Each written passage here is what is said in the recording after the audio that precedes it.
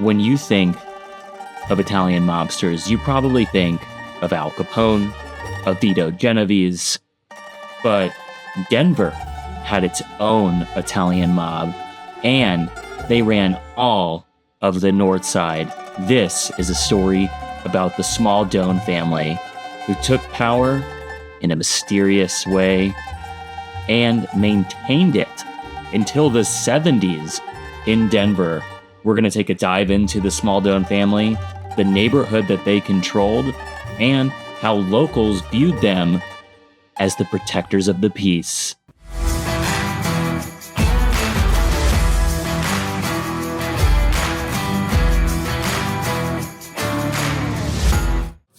This is one we've been wanting to do for a long time, talking about Denver Italian mobs and the Smaldone family, which ran the Denver North Side, also known as the Highlands to the hip and the cool people. Comment below if you think of it as the North Side or the Highlands.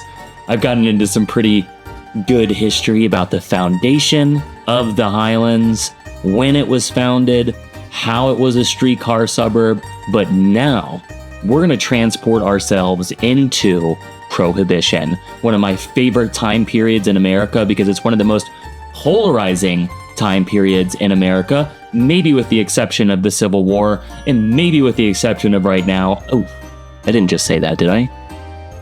But the Prohibition time period was an amazing time for history because with big rules comes big corruption.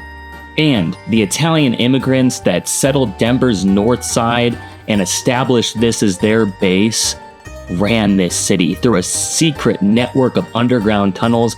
They made sure that Denver stayed boozy. Thanks, Italians. We're going to go into the history of the Smaldone family, their rise to power, how they clenched to power for such a long time, and eventually how they lost power. Before we get going in this video, I have to remind you, I don't make a living making these videos. I make a living by being a top 1% realtor in the Denver area, and Haley's a lender. And I've got to tell you, you probably don't like realtors as much as me. So I'm not in this channel to make money, but something has bugged me. Realtors and lenders told me, Derek, you're not going to make any money by doing this, giving people history and lifestyle.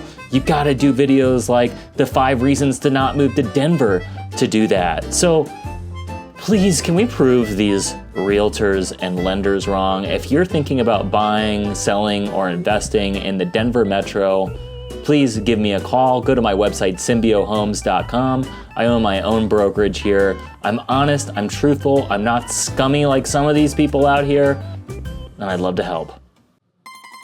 In this video, we go to the headquarters of the operation, an Italian restaurant which is still open in Denver on 38th, the headquarters of the Italian mob, owned by the Gaetanos themselves, bringing old world Italian cooking, red sauce, and a little bit of red blood into North Denver. Kenny and I go and check this place out, and it is under some new ownership. The Smaldones do not own it anymore. They do not control the Denver mob out of the back booth, which we go and visit. They do not have a stake in this building anymore, but there is steak, there is burgers, there is amazing old world pasta, and you can taste the past here because the recipes that were the Smaldone recipes from Mama Smaldone herself are still being served up in this wonderful Denver restaurant.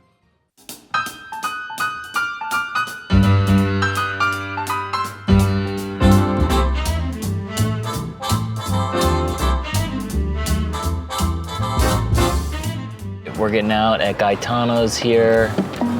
So the Italians used to run this side of town, the north side. The Smaldone family's head of their criminal operations were right here at Gaetanos. We're gonna walk in, so we're at 38 in Tejon today.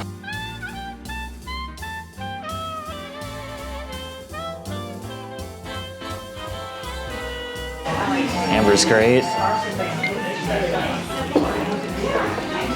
Come over here. They used to sit, and then someone who knew them painted this rendition of The Last Supper. Look at that. It's cool lights.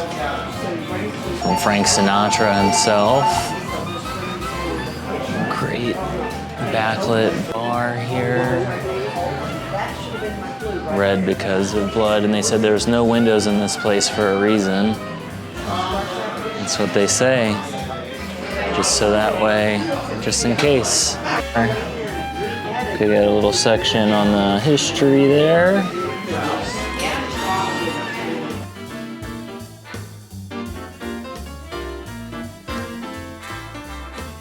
Seems like the Godfather himself would sit here, which I guess was Clyde in this circumstance. You come here on the day of my daughter's wedding?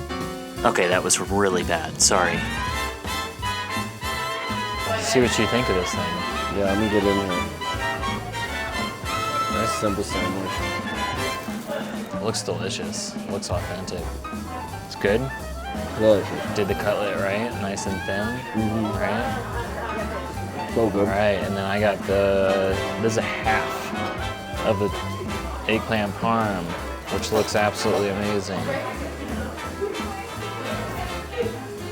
Let's see, I'll try some of this spaghetti here. Yeah, looks like the eggplant parm got a little, like... All right. Enough small talk. Let's get back to history.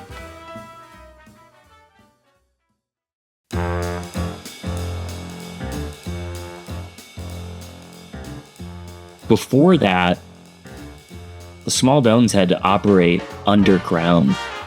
Prohibition, United States of America, is a time that is polarizing. You have rural America against the dirty debauchery of urban America. You've got Protestant Christians trying to, have this like Zionist movement of perfection in the United States, and that means getting rid of vices. Does that sound similar to where we're at right now? You know what the saying is. History repeats itself. And that's exactly where we're at right now. But at this time in American history, you have a populist movement rising up saying, oh, the problem with the United States is alcohol. And the problem, Mr. Reagan, and your war on drugs, is when you make something illegal, people still have access to it, it's not regulated, and it provides opportunity for a new economy. And that's where the Smaldone family comes to the forefront. This new alcohol distribution economy, and Denver is the perfect city for it. A rough and tumble West town formed on liquor. You're gonna take it away from here? I think not. And Denver just so happened to have a beautiful way to deliver the alcohol underground. This is a true underground movement, like a lot of cities in the United States. Denver has underground tunnels. Not a lot of people talk about this. We explored one of the entrances in the Brown Palace, but there's all of these tunnels that connect Denver. And guess what is easy to do? Smuggle in a tunnel and bring it right on up to the speakeasies. Gaetanos was a speakeasy. From local lore, their biggest customer, believe it or not, was the Denver police. So corruption is at the center of the Smaldone rise to power.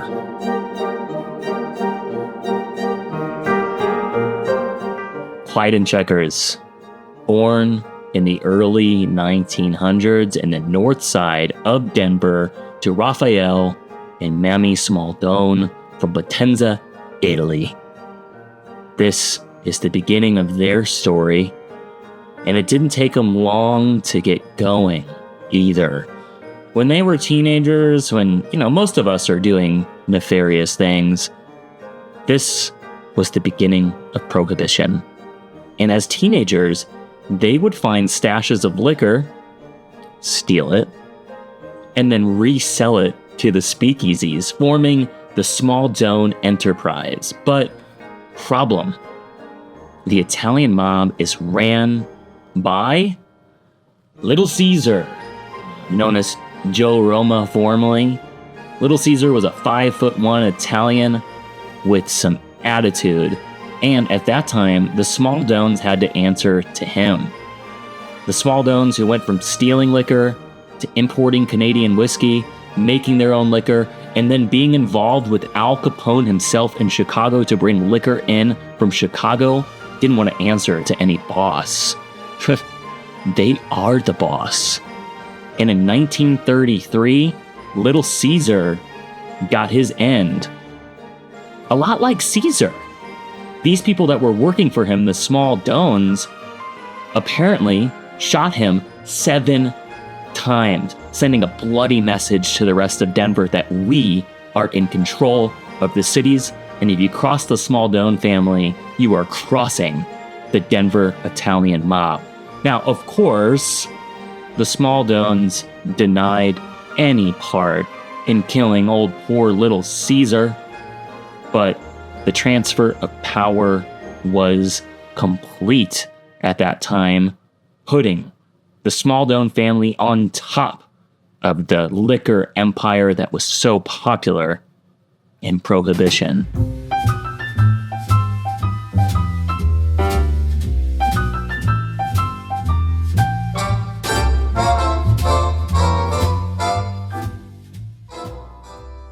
This is the Smaldone family, and they had to form a headquarters, of course. I mean, what's a good Italian mob without a nice leather booth to sit in and conduct business from? And that was what Gaetanos was, opened in 1947, previously there as a speakeasy and the headquarters of the police gambling. There's all sorts of lore in Denver, some of it verifiable, some of it not. And one of the most popular stories that I hear about North Denver is that there was a witness protection program formed by the intelligence agencies of the United States to relocate Italians from other parts of the country to North Denver, which was a notorious crime-ridden place at that time. And the Italians were good at something, cleaning up crime that, wasn't involved in their businesses, making the neighborhood safe because they were a very cheap police force. As long as you didn't cross them, they could keep your neighborhood safe. So actually, a lot of North Denver held the Smaldone family in high esteem. We're talking like, these are your feudal lords that will punish and chastise anyone who crosses over that red line. I mean, speaking about Denver right now, having a little bit more police presence might be nice. So maybe we should hand it back over to the Italians. I'm kidding. Comment below on your thoughts, though. So Clyde and Checkers, their rise to power is successful in the 1930s. Clyde and Checkers did get caught, though, and spent some time in Leavenworth Federal Penitentiary, just a short amount of time this time. They're going to have a repeat history with prisons, as we're going to see. This time, though, they get out in 1934, and Prohibition is over. Woof! America is back on track to be a great nation again. But problem is, the Smaldones now don't have an enterprise. Their business is obsolete. People can get liquor legally now. But that's no problem. There's plenty of things that are illegal that they can get into. So they very fast move their enterprise from liquor to gambling.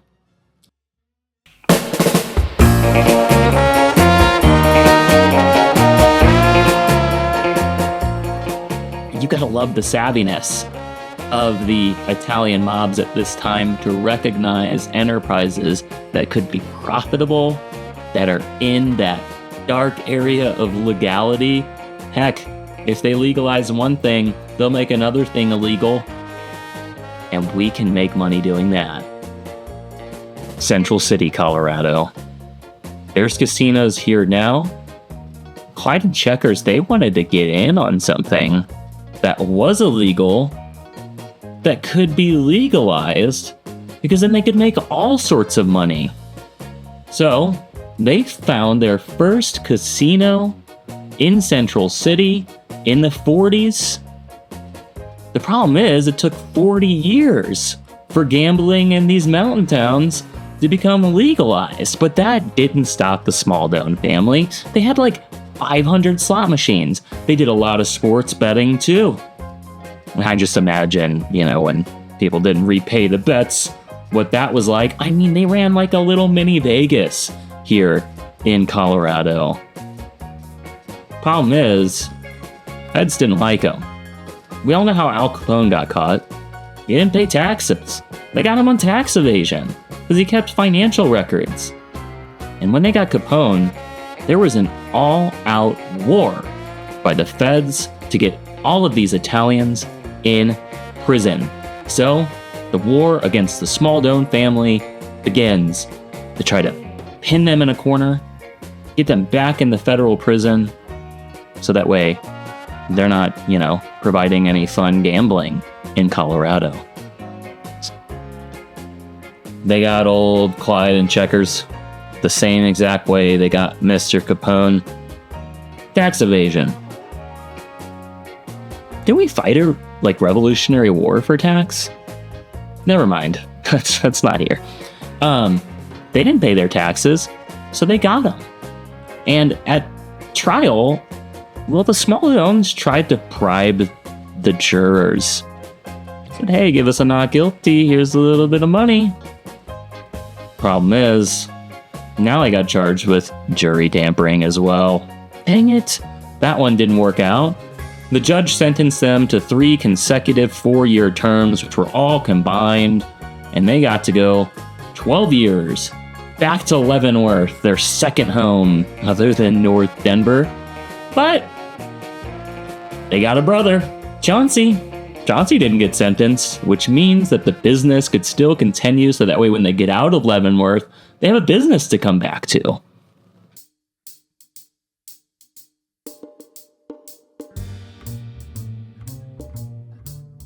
The Smaldones stay in business thanks to Chauncey and their cousin, Fat Paulie.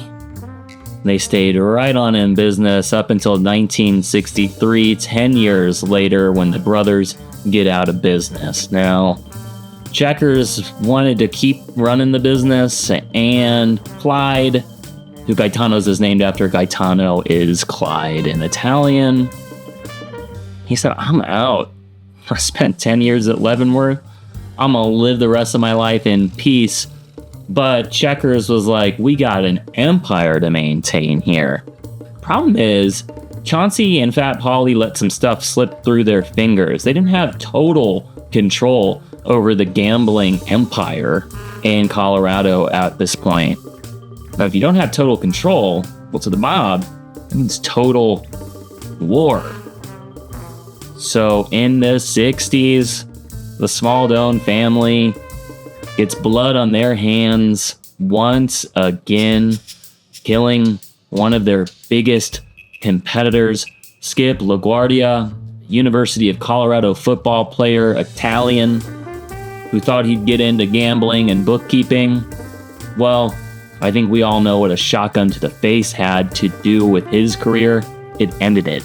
It ended it fast, and it puts the Smaldone family back on top. Because this is a family to be feared. Checkers re-establishes that fear, which is the basis of the Italian mob's control, and they take back the Italian gambling network and the Colorado gambling industry once again. Checkers was the real threatening backbone of this criminal enterprise. But the problem is, they didn't put anyone in place that was as strong or as violent as Checkers. And Checkers in the 80s, he got caught again. They put that guy back in the Fed. And you know what that meant? In the 80s, it was the end of the Smaldone Empire, and conveniently about the time that gambling became legal. This is kind of sad to me, but, you know. Clyde, I think he was kind of smart when he got out of federal prison the first time. He did not want to have his family inherit this business. And I think for good reason, right? The life expectancy isn't very long, and you spend probably half of your life in a federal prison. So the family did continue to operate Gaetanos for a long time. One of his sons was a big real estate influence here in North Denver, but was never involved in the family business. His name's Eugene. He recently passed away, but it's cool to see that some of these Italian families were just innovative. They were scrappy. And like so many people that aren't in a position of financial security, they have to do something that's a little bit gray, or maybe very gray in this case, to get their family ahead. So this is, I guess, a call for empathy to what's going on now in Denver, where, you know, there is economic hardship on the north side and in every part of the United States right now. And people, when they're experiencing economic hardship, have to do things that they normally wouldn't do. I mean, if gambling was legal and liquor was legal, none of this would have happened. That's as philosophical as I'm going to get in this one.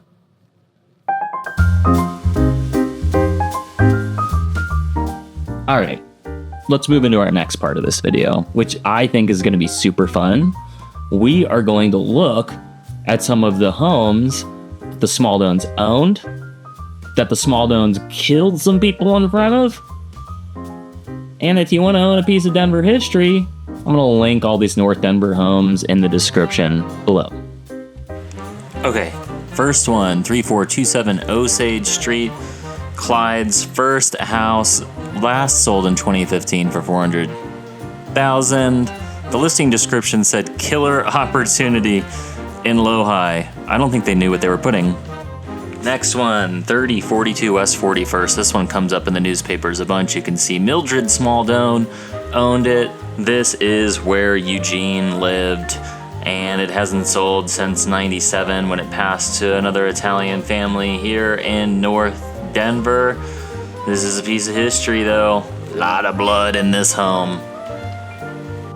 All right, here's a fun one, 3420 Cuevas. This was old Joe Roma's grocery store. You know, the guy that said he was just a grocer within the Smaldones. Shot him 7 times. Newspaper article says 14. Here you go. There it is. Here's the next one, 3337 Navajo. We know this one was associated with the Smaldones because the last time the feds raided them, well, they raided them here. Own a piece of history. And last but not least, 5238 44th, where Starbuds is now. That was where Checkers was running his last operation out of. And that's all for today, folks. If you like this, make sure to like and subscribe.